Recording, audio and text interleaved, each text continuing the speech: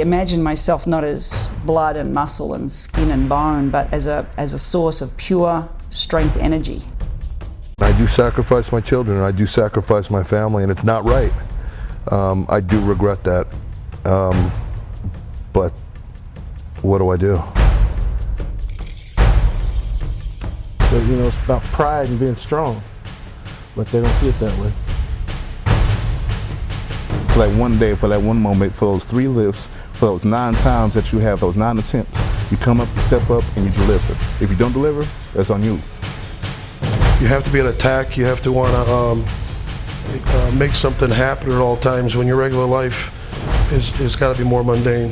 And you don't have to do that in the gym. You can be yourself. Powerlifting is an external view of how pissed off I really am at the world.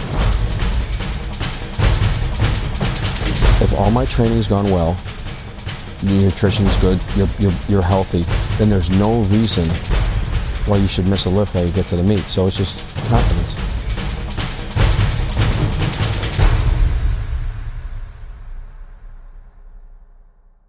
With a sport that is as deeply rooted in individual achievement as powerlifting is, most outsiders might think that lifters would be at each other's throats at all times, and power meets should be a hostile environment of extreme competition and aggression. But nothing could be further from the truth.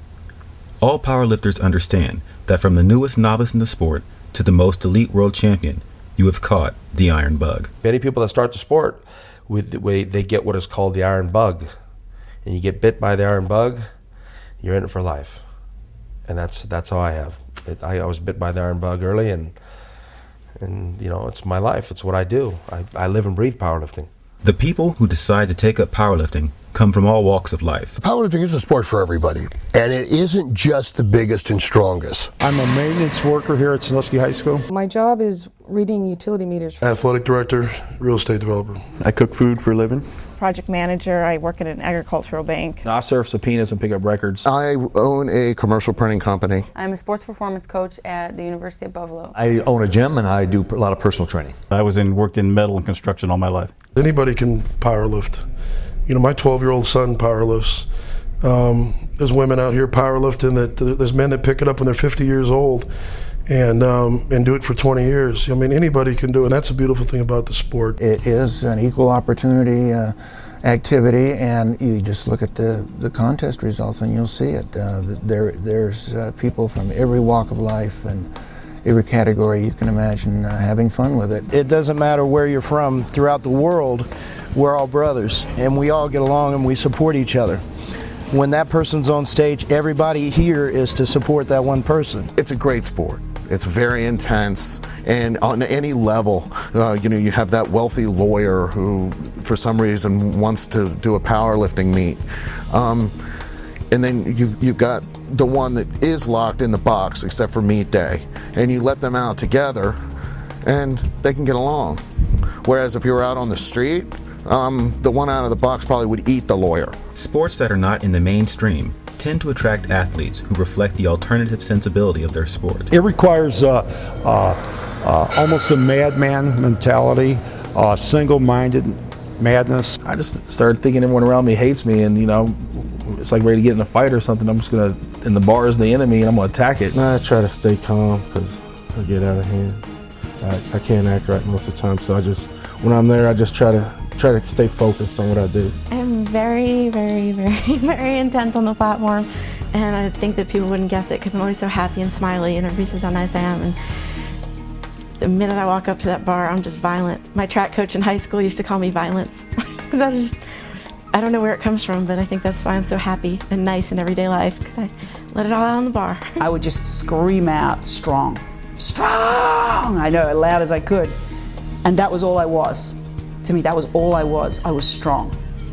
And if I had anything else on my mind at that time, like my position, should I lock it in, that was all automatic. All I was strong. At one point in my career, the weight was an enemy, and I had to fight it, and it was like, it was a confrontation. And then that stopped working for me. And then I became friends with the weight. And then I could lift the weight, and I were going together. We were gonna beat anybody else. We were gonna beat the numbers. Everyone's different. You know, myself, I'm a little more calm and reserved until right when I have to lift. and then I just kind of take it off, take it out on the weights from the inside out. A lot of other people are a little more vocal and go a little more crazy. I just kind of like conserve my energy and have to think about what I do. I'm a little more cerebral of a lifter. I was kind of laid back and easygoing. Inside me, I was ready. It's really not a matter of intensity. It's a matter of acceptance and focus. I accept the fact that there's going to be thousands of people out there watching me. It's not even an issue. I accept the fact that the rack is different than when I use it at home. It's not an issue. I accept the fact that there's lights flashing in front of me. It's not an issue. I have to take all these things and just, let anything happen that's going to happen and not let it bother me, and just be focused and know what I need to do. One man whose personality is just as legendary as his lifting is 6-time IPF World Champion, Kirk Karwoski. Kirk Karwoski, Captain Kirk Karwoski, man, he is awesome. An interview with Ed Coan where he said that the craziest thing he's ever seen in powerlifting is you. How do you feel about that?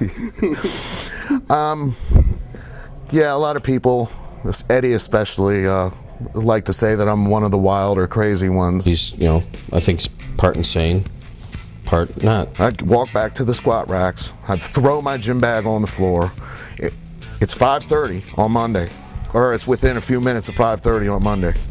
And if somebody was stupid enough to be on those racks, they would get a 5 minutes, is all I would say. And if I came back in there and their shit was still on my squat rack, I would take whatever it is, pick it up, turn, toss it over the bench that was behind the squat rack, and say, don't ever come back in here on a Monday again. Oh, jeez. He's a nut, man. When he has an audience, oh, man. I'm on a mission here. Don't be in here talking about how many chicks you banged on Saturday night at that keg party while I'm in here training. I said it a million times. And if I told you twice, a 45 came flying at you. Shut up. Kirk's a good guy. He's just a little crazy, but that's what makes him tick. We all like to laugh. Well, I make myself laugh. I will do stupid things by myself when I'm alone and laugh. He is just as outgoing in private as he is in, here on stage. My girlfriend she just looks at me and shakes her head sometimes, and I don't even want to know, because she looks over and I'm sitting there laughing. 1990 or 1991 in Dallas, Texas. Kirk was just coming on the scenes, and I'd started helping him back then. And we were both in the same meet at the Senior Nationals. And I took a squat of like 986, and I just missed it. I was in the 220-pound class. He was in a 275-pound class, and he tried 1,003 and missed it.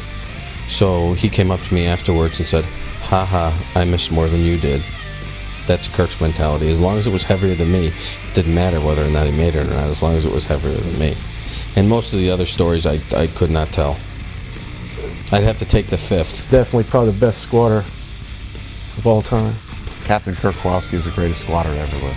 Everybody is killer nice to me. It blows my mind. All because of what I could do underneath a barbell. Watching him squat is amazing. Watching him bench is amazing. I mean, his intensity in the sport is just awesome to watch. It's awesome to witness. He's phenomenal. I've just always loved these people. I don't know what it is in common, because we're all very, very different. But I don't know, maybe it's holding your breath while you're squatting and it pops a few gaskets and then we all start thinking the same. I don't know what it is. It's a brotherhood that stays, and of course it's a brotherhood that stays because we recognize each other for what we are committed to. It's like family. It's the Iron family. Steve Dennison is a major in the U.S. Army Reserve and the chairman of the United States Powerlifting Federation, or USPF. Steve is a really nice guy. He's been a friend of mine for a long time in powerlifting. He's a great ambassador for the sport, and I don't think there's anyone that puts his heart and soul into it like he does, because he loves it so much. Steve is a terrific human being. He's a super hard worker, great lifter, great administrator. I think he has a chance of being one of the great overall leaders in the sport. It is here at Steve's USPF meet that an up-and-coming powerlifter is already putting up massive numbers. Scott Cartwright is a relative newcomer to the sport of powerlifting. Like most powerlifters, Scott Cartwright is fanatical about his sport. For me, when I go into a meet, I want a PR, I want a personal record. I don't care who's in the meet, who I'm competing against. If I don't walk away with some sort of personal record, it's a failed meet. Being a software salesman and the father of 3 active children, Scott has to fit powerlifting into his schedule, whatever time that may be. He's a great dad. He's really into the kids and he knows what they want, and he really sort of babies them. Like, he still gives them their hot milk in the morning and at night. 5 in the morning, I'm doing all the work I need to do so that I can leave work early in the afternoon, so that I can go to the gym early and get home before the kids get home. The kids have an activity after school. I will typically go work out at 5 in the morning on my own in the garage so that I can be there when they get home from school. Not only does powerlifting afford Scott the opportunity to have a healthy and constructive hobby into his 30s and beyond, it also provides him with a positive release for his aggression and daily frustrations. He is really intense. He just gets very, he'll get very angry, but then it dissipates quickly too. So that's what's cool, is he might get very angry if he, about one thing, but after a few minutes he's calm again. So that's why it's sort of like doing a lift, because after the lift, it's done, then he uses his power on the lift. I'm usually pretty pent up before I get to the gym. Yesterday on the way to the gym, I had a slight altercation in a convenience store. Come on now, let's go. And I think that was in one of those situations where I was fired up to go to the gym. Come on now. Someone said something inappropriate and didn't think a guy in a tie would punch him, so I was ready to go to the gym. I got the gym, I got it out. Fuck you. Even though Scott is religious about his workouts and as dedicated to powerlifting as possible, he has hit a bit of a slump lately when it comes to competitions. Scott has bombed out the last 2 out of 3 meets.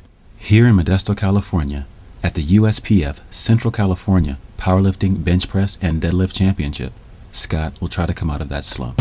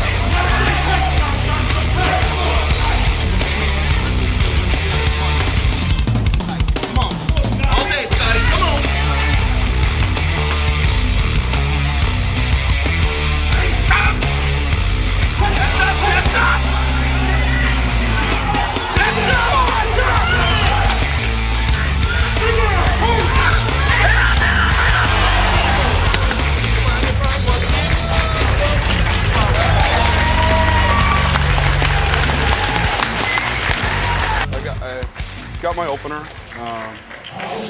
Wasn't happy with how it went. I was a little unstable, and the bar didn't come up as fast as I wanted it to. I tend to be a pretty fast squatter.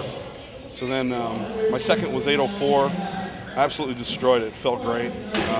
Hadn't planned on going 8:33 today, but decided to do it anyway. Once I got the bar on the rack, I felt pretty good. I went down, put my head forward, and missed it. And it's just stupid because it's doable weight, easy weight. But that's why you come here to do it. Do it next time. As Scott gets ready for his first bench press attempt, a rare and disturbing injury occurs to his fellow competitor, Mike Womack. He had his own spotters, and he decided he wanted his own spotters. He actually called a couple other guys that were helping him with get his shirt on and helping him with his warm-ups and stuff. And then a couple other guys, one of them was a good friend that he trains with regularly. The other guy was somebody he saw at the meet and grabbed him and wanted him to help. Well, that wasn't a good thing.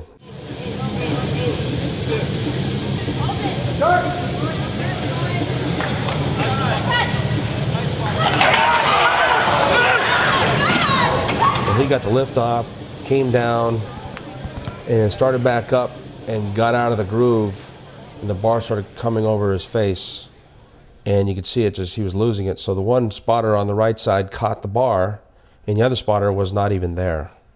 He was totally 10 feet away. And he just walked away. I think maybe his thinking was that the other regular spotter was going to step in, but he never coordinated that, didn't think about it. He just completely walked away. And the bar landed right on Mike's face, across his nose right here. And I was in the side chair judging, and I jumped up and I thought, oh shit, this bar is going to sink right into his head. I mean, at that much weight. And it was just a really, it was a bad moment. It takes 30 minutes for the paramedics to arrive and transport Mike to the ambulance.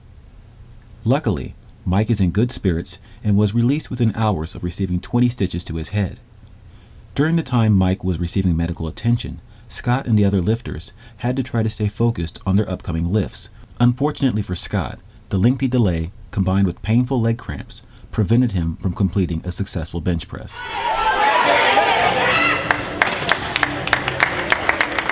tell me what happened. I bombed in the bench, and I can't figure out why. Sitting over there, and all the guys I came with trying to help me out, and we've analyzed it, but it was a combination of things. It wasn't my day. I wasn't strong enough today. Got plenty of, walked up to the bench in my first attempt, my left hamstring cramped up, which kind of throws off your base when you're benching. And then after my first attempt, the guy following me got hurt. The meet was delayed about 30 minutes and maybe more. So I went up for my second attempt, which was literally 40 minutes or more later, and my right hamstring cramped up and I could never get a base, and it's not my day. So third attempt, same as the second, same as the first, back to the drawing board, we'll get it done in February. But the injury to Mike Womack, did that affect you at all mentally? The injury to Mike Womack, this is the first time in powerlifting I've ever seen someone get carried off on a stretcher. I've seen people get hurt. I've seen people pull biceps and hamstrings and fun stuff like that, but I've never seen someone have to go off in an ambulance. So didn't affect me, it affected my wife, who promptly came over and told me, let's go home, or get your guys out to spot you. I didn't want him to lift anymore that meet, but he did, and he had good spotters, and I think just knowing that his spotters are dependable really made me feel better. And I don't think, it did just upset me at the time, but now I like to watch his meets. The injury to Mike didn't affect me too much, other than the weight and not being warm. I just don't think I was prepared for the second attempt, but no excuses. This is why we lift in a meet. You can do whatever you want in the gym, it doesn't count. So now, for the third time out of 4 meets, Scott Cartwright has bombed out. The new breed of bench-only and push-pull lifters has opened powerlifting up to a fresh crowd of athletes who prefer to specialize in 1 or 2 lifts. It has also given older powerlifters, who can no longer squat or deadlift, the ability to continue competing. Paul Tiny Meeker, Ryan Kennelly, Mari Asp, and Gene Ridgelack are some of powerlifting's most dominant bench pressers. When these bench-only lifters speak about their specialty, they make just as an impassioned argument for bench-only meets as purists make for 3-lift meets. You could be a doctor, you could be a maid. You've lifted at least once in your life, either in high school or in whatever. Everybody benches, and no matter where you go, everybody asks you, what do you bench? So why not focus on the bench? If you bench press only, that's what you do. If you do all 3 lifts, that's what you do, and then you train accordingly. I still think I'm a powerlifter no matter what. I mean, you're still doing a powerlifting lift, so. Currently, the strongest man to lie on a bench is Scott Mendelson.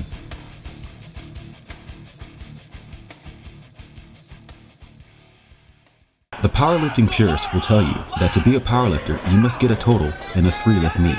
But in recent years, powerlifting has developed hybrid meets that either cut the squat out altogether and only have bench press and deadlift, or they only have the bench press alone. This new type of powerlifting meet has caused some dissension in the sport, mainly because many purists think that the squat is the cornerstone of powerlifting. Now, if you don't squat, are you considered a powerlifter? No, you're not a powerlifter. Powerlifting is the sport of squat, bench, and deadlift. That'd be like saying a guy who's a punter in football is a football player. Okay, using that analogy. Or a designated hitter is really a baseball player. They're specialized. There's just something about getting underneath the bar and feeling the weight on your back and just and looking straight ahead. You see nothing. You see nothing but the head judge, and everything that's going through your mind is just what you've done to prepare for that. There's something about the squat that's just, it's the first lift, it's the most intense lift, I think, and there's, it's just, it's amazing. It's just you and the bar, and every time you walk underneath that bar and you feel that weight on your back, it's like a adrenaline rush. You can't call yourself a powerlifter if you don't squat. Why? That's part of it. That's the bread and butter lift of powerlifting. That's the lift for strength. You know, everybody's always running around town, how much you bench. That's a universal question. Nobody even knows anything about squat. I did a exhibition squat at the Special Olympics to kind of motivate some of those lifters, and there was a girl there who came up in a walker. She comes up in a walker. She can't walk. They take the walker away. She squats 90 pounds. And how can you ever complain about a squat after you see some little girl who can't freaking walk squat? And you go in a gym and you see these bench-only guys complaining about their knees so they can't squat. Here's a freaking girl who can't walk, who's squatting. Squat. Ah, damn. I'm getting pissed off thinking about it. What we say the other day? Benching is like soccer. Everybody can do it. That's why it's popular. I would like to see more guys go to the bench only and do it for a little while and try to bring up some of their other lifts and then move on and get into the full thing, because I don't really think you're a true power lifter unless you're doing all three. It's like you're doing one aspect of it. You're not going through the full meet like everybody else is. But I do think it's awesome, and I do respect the bench only guys. Those 3 lifts, I mean, you can't be weak anywhere. You can't be weak anywhere. You've got to be a fully strong human being. So the best power lifter in the world should be the strongest total person. You got to squat. You know, the squat, I think, is the key lift for every sport. If you squat, you're going to swim faster. If you squat, you're going to jump higher. If you squat, you're going to run faster. If you squat, you're going to curl more, because it just develops overall body power. So you got to bend those legs. Benching is great. Deadlifting is fine. But if you don't have the squats is what's the power, the strength. You can have upper body strength, great. You got a little bit of leg strength, you can pull it off the floor. A lot of times deadlift is a lot of form and how you do it, or balance it. But if you can't squat, what's the use of powerlifting? I wouldn't tell somebody they weren't a power lifter because they would only bench press or they only benched and deadlifted. But what the hell is wrong with squatting? What are you, afraid? Well, for all you powerlifters out there that think that being a specialist is not powerlifting, you're wrong. You're basically wrong. And the bottom line is, I mean, I don't squat and deadlift because I don't want to. And the bottom line is, get under my weight. And you tell me if it's not powerlifting. You do that, you come back to me. You tell me what you think, and I don't know, I just kind of have a feeling you're going to have a change of heart. In the heart of Sherman Oaks, California, there is a man whose mere name can spark controversy if spoken in some circles. Scott Mendelson is not a 3-lift powerlifter. He is part of the new breed of powerlifters, and he specializes in the bench press.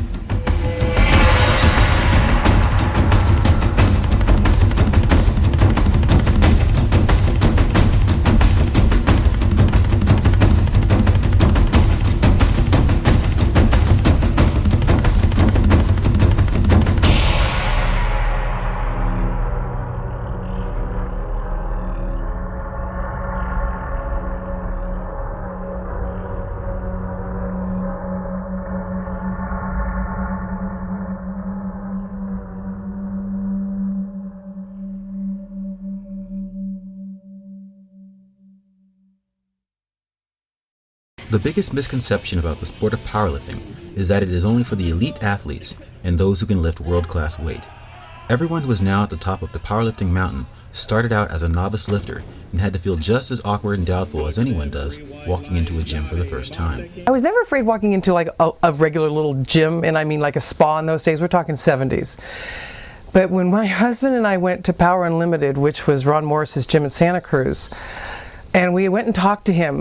We'd made an appointment. We were so excited. And he said, well, go on upstairs and just get dressed. He had the upstairs, had this bathroom. And then you look down, everything is wrought iron. I mean, it's just massive equipment. So we both go up and change into our sweats and come out. And neither one of us wanted to go downstairs. We were like, oh no, we cannot go down. There's monsters down there. But lo and behold, we became the monsters. That every man and woman who has any desire to be healthy or increase their strength can be a powerlifter. The core powerlifters in the, you know, as far as like on a worldwide level, are seemingly normal people. Do you know what I mean? That you might not even look at and just think they're like a regular old Joe, but they use powerlifting to keep the competitive spirit alive. You know, it's a timeless sport. You know, people play golf from the time they start until they're dead practically. Powerlifting can be the same way. Most people know that, but there are guys that are 60, 70, 80 that use this sport to stay young and mentally in their mind. You know, it just keeps them going. I think I got interested in powerlifting because it was individually based. I started, probably in college. I was a high school football player. Did a little bench stuff, but not really strength sports. And then at the Naval Academy, which I went to school, they had a powerlifting club. And during my senior year, that's the first time I got exposed to strength training, and I just took a very good liking to it. Back in high school, I was about 135 back then, and I was squatting 285 with just a belt, no wraps, no nothing else, and most of the guys couldn't do that, and I was benching about 165. And our football coach walked in and he saw one plate on each side, and all this, was going to give the guy a bad time until he turned around and walked to see that there was a female on the bench. So it was a lot of fun, and I'm real goal-oriented, so that kind of sparked me to keep going. The first time I ever heard of powerlifting was from my old computer teacher. He was back in junior high school, and he was a powerlifting coach. And my city, we didn't have no powerlifting, and I never heard of it before. And then a few years later, my strength and conditioning coach, he brought it back up again. So I said, I got to jump on it. Let's try it. I really don't know what originally brought me to powerlifting, because I've always been kind of strong. From gymnastics to soccer to lacrosse, I've been weightlifting since I was 5. Been able to pull my body weight or lift my body weight in some form, whether rebounding, chin-ups, handstand push-ups, that kind of stuff, ever since I can remember. I started powerlifting when I was 17. I started gymnastics when I was 5, and I quit when I was 17 because of injuries. And I had this guy in my class saying, hey Mara, you can't just sit on your ass and get fat, you got to come to the gym. So he brought me to the gym, and 3 months later I won the junior nationals in powerlifting in Norway. I actually went to this small town to work as a student. I didn't have anything to do, so I joined the local gym. And that's when I found out I really didn't know what I was doing. And so when I got back to my hometown, I looked in the phone book for a hardcore gym, and that's the day I met Rick, who's my coach and my boyfriend. I'm like a little fat kid in like the 3rd grade, and I started asking for barbells, and they're like, you're nuts. Finally at 12, my grandmother hooked me up with a set of barbells. My mom was pissed. I opened them at Christmas. I knew what they were. Rest of my presents, this was like a Saturday, rest of my presents out to Wednesday. Elite lifters are not afraid to share advice with novice lifters because they know what it is like to be new to the sport. Just train your butt off, make sure your nutrition is good, and technique. Technique. Technique is the number one thing that lifters need to know first before they're developing their strength levels. They need to develop their motor skills, and more times than not in the sport of powerlifting, the reason why lifters fail their lifts is because they've not developed these motor skills. The form and the technique are not there just for you to get the weight and not just for you not to get hurt, but it's also to develop the proper muscle and the proper symmetry. Find somebody who has a clue on what the sport's about and can train you right. It's hard finding people that can train in powerlifting. Don't go to your football coaches or your wrestling coaches because they don't know what powerlifting's about. Go out and find somebody, go to a couple of meets, and you can look around and you can see somebody who knows what they're doing and talk to them. Talk to the guys at meets, and they'll probably let you know somebody in your area that has a clue, and do it that way. So do it right. Learn from everybody.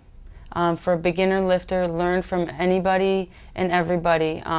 There's so many different ways to train now. There's so many people getting stronger off of different programs, different methodologies, and all I can say is just learn. Take every little piece of information and try and find what works for you. Start off light. Don't try and find out how much you can do. It's not time. You need to put some time in before you go heavy. A lot of reps, high rep sets, be careful. Always have a spotter. Always use your collars. You know, I know that sounds pathetic, but it's true. And if you can, get a good training partner, keep them. And the very most ultimate thing, if you can pull it off, videotape your workouts and watch what you're doing.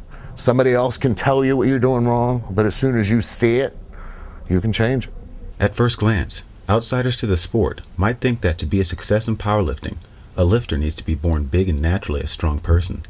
But powerlifters come in all shapes and sizes. I'm a 198 lifter, and you have all the way from 132s, even 114 pound weight classes to super heavyweight. So anyone can do it. To be for the big guys you see in the magazines, anybody can get on that platform and lift. Because when you're on the platform, it's you and the bar. I mean, you do compete against other people, but you're also competing against yourself. So it is for everybody. Anybody that likes lifting and likes, pushing themselves past the limits. This is Nikki Iansen. Nikki is a great up-and-coming lifter who works with an architectural company. She has always been the big strong one in her family, so powerlifting was a natural fit for Nikki. The thing that makes Nikki's story so unique is the fact that she can lift weights at all. A few years ago, when traveling with 2 other friends, Nikki was in a horrific car crash. We were heading to my aunt's, and apparently what was said is my girlfriend at the time that was driving veered off into the other lane, and we came in head on with a big moving truck. And needless to say, I only come out with a broken back and head injury, and she didn't pull through. When I got to the hospital, she was in what they call a striker bed. And they had to turn her every half hour because they couldn't operate on her right away. She had to be more stabilized. And she had a concussion. She had a gash in her head, had a gash in her arm. In fact, the gash in her arm was so bad you could see the bone. And anyway, 3 days after the accident, they did operate, and they put 4 pins in her back, in the 4th and the 5th lumbar area. And she was in intensive care for about 2 weeks, and then they took her out of intensive care. And then they put her in a regular hospital, and then she had to start doing therapy little by little. I went to the wrecking yard and everything, and of course the truck was horrible. And the guy that owned the wrecking yard, he wouldn't let me go to the truck. He eventually let me go to the side that she was pulled out of, because that's the only side you could actually get to. And her cowboy boots, I could only get one because the other was crushed behind the seat. And I asked him, there was a few tools that I saw, and I said, well, can I get the tools? And he said, no, they're too bloody. Even though Nikki lifts for the mere fact that she can, she does own multiple records for her age and weight class. There are very few strength sports in the world. The 2 most well-known are bodybuilding and the modern strongman competitions. Ironically, the most dominant competitors in both sports attribute much of their success to powerlifting. If you were to walk into a gym today, you would see a division between the bodybuilders and the powerlifters. Powerlifters respect bodybuilders who are really strong. And there are a lot of bodybuilders who are not. I mean, it's a different mindset. It's subjective versus objective. And it's amazing. We do some of the same exercises. We're in the same facility, maybe at the same time, but the objective is much different in each athlete's mind. A regular bodybuilder, man, they're like, I guess they'll be like a sports car. You know, because you use a sports car to drive around to impress everybody and stuff like that. But when you really want to do something, if you want to have a family, if you want to haul something, you go and you get a truck, you get an SUV, you get an excursion. See, that's how I feel about that. I'm the excursion, the bodybuilders, Ferraris, Corvettes, you know, those little cars like that. If they get hit, they'll damage. If you hit me, I'm not going to damage. A lot of bodybuilders that I know look much more muscular and bigger muscularly than a lot of powerlifters. But powerlifters can lift more weight. This pseudo-rivalry is a contemporary phenomenon. There was a time when both sides were combined in the Iron Brotherhood. I thought it was just a wonderful camaraderie. I didn't feel a tension there at all, at least in my memory. And I liked, you know, you had the George Friends and the hammer throwers and the weight people and the Hal Connollys and the Peanuts West and Steve Marjani and all of these guys in one room at one time, including all the bodybuilders, the Zabo Kazuskis, the Joe Golds. It was just a wonder. God knows we didn't know it was the golden age, but it was. All rivalries aside, most bodybuilders will tell you that to be a true success in their sport, powerlifting movements are essential to putting on muscle mass. To build a strong foundation, you know, you gotta have basic heavy movements, such as the powerlifting or the deadlift, squats, and bench press is like one of the strongest, best basic exercises you can achieve, you know, for a really strong foundation. Well, it's important whenever you're building a physique to lay down the groundwork, to lay a foundation down. And I believe that powerlifting does this very efficiently. You know, with the basic moves, your squat, your deadlift, your bench press, you build power in all of the regions of the body, you build mass in all the regions of the body, which you can then define and sculpt later. You know, so I think that powerlifting and bodybuilding really go in tandem. Kevin Nee is the youngest strongman competitor on the circuit today. He attributes a lot of his success to powerlifting. In the world of strongman, you kind of need to incorporate some powerlifting into your routine. So I mean, basically, as long as I've been in strongman, I've been powerlifting too. As you can imagine, the benefits of powerlifting reach far beyond benefiting other strength sports. Powerlifting movements are the basis for training in just about any sport. You know, you can take powerlifting and you can use that towards football, you can use it towards baseball. It's just the basic building block of training. I've trained boxers, basketball players, football players. It gives you a base of strength in all your any sport you're in. Every sport that we have, from tennis to rowing to wrestling, everything that we have is based off of those lifts. The whole thing's golf right now. So you get stronger faster, you hit the ball farther. You know, it takes strokes off your game. Because they say Tiger Woods benches 350, which I say is bullshit. It helps me in my shot put and discus, you know, having the strong legs, of course, and then being able to, you know, have the upper body strength as well. I won the NCAAs in college in the shot put. I was a 70-foot shot putter and also played in the NFL and football, and I think that the powerlifting was pretty much everything. I mean, it helps your speed. My speed was the same at 290 as it was at 350. Fred Otis Amy is a professional football player for the San Francisco 49ers in the National Football League. Undersized for an NFL receiver, Fred had to rely on his quickness and strength to get him into the NFL. Fred attributes his quickness and strength to powerlifting. Even if I'm standing straight up on a route, I get down to that squatting position when I'm breaking down to get in and out of the routes. So I'll be running, break down to the squatting position, and then explode out again. So the squat helps for anything you're doing on the football field. People are going to be realizing, hey, I'm doing powerlifting. Maybe I can't play football anymore, but I graduated or something like that, or went into a new situation, but I can still train and compete in powerlifting.